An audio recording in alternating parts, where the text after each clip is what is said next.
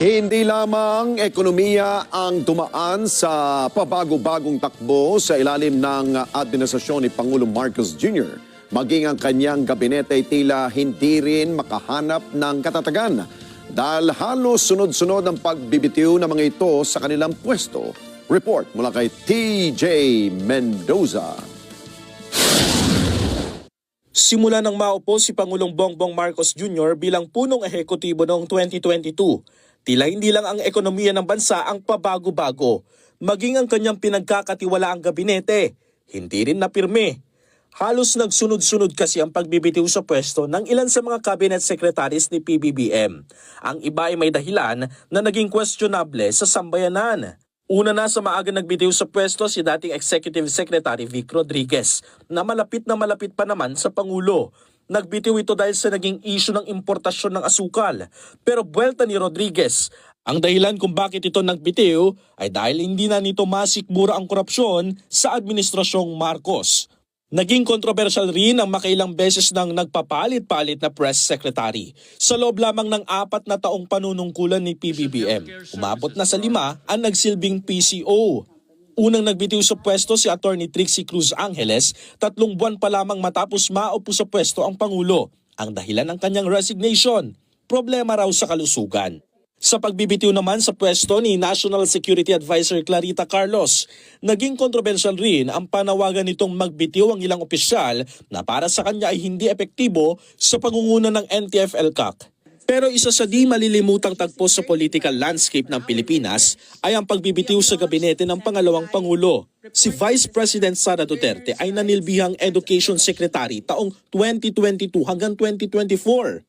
Nagsimulang magbitiw sa pwesto si VP Sara nang mabuwag na ang uniteam na tandem nila ni PBBM noong 2022 presidential elections.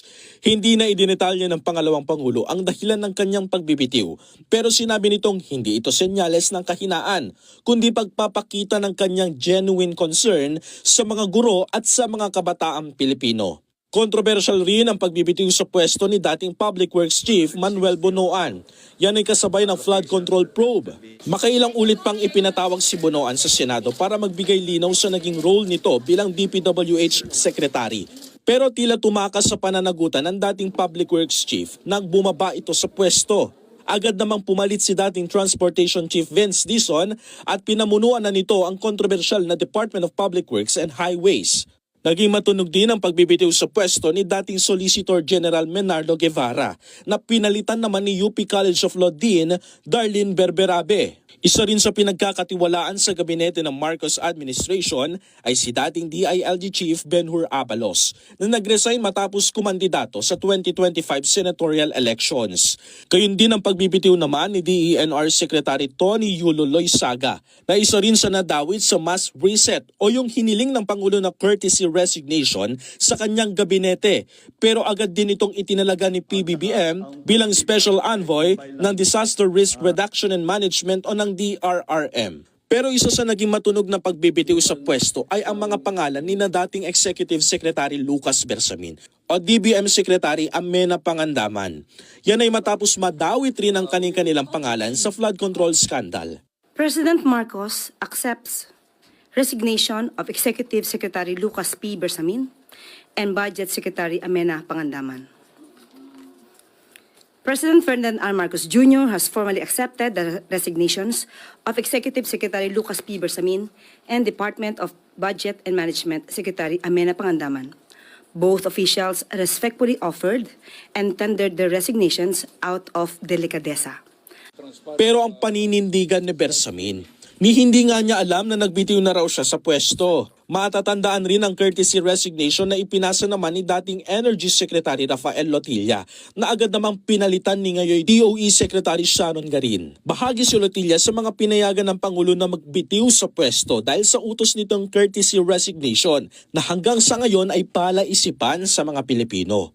Isa sa pinakahuling nagbitiw sa pwesto ay si Secretary Advisor Eduardo Año. Ang dahilan naman niya ay may kinalaman pa rin umano sa kalusugan. Maging si Peace Advisor Carlito Galvez, biglaan rin ang pagbibitiw sa gabinete ng Pangulo. Pero dahil naman ito umano sa kalusugan ng kanyang asawa at sa mga commitment nito sa kanyang pamilya.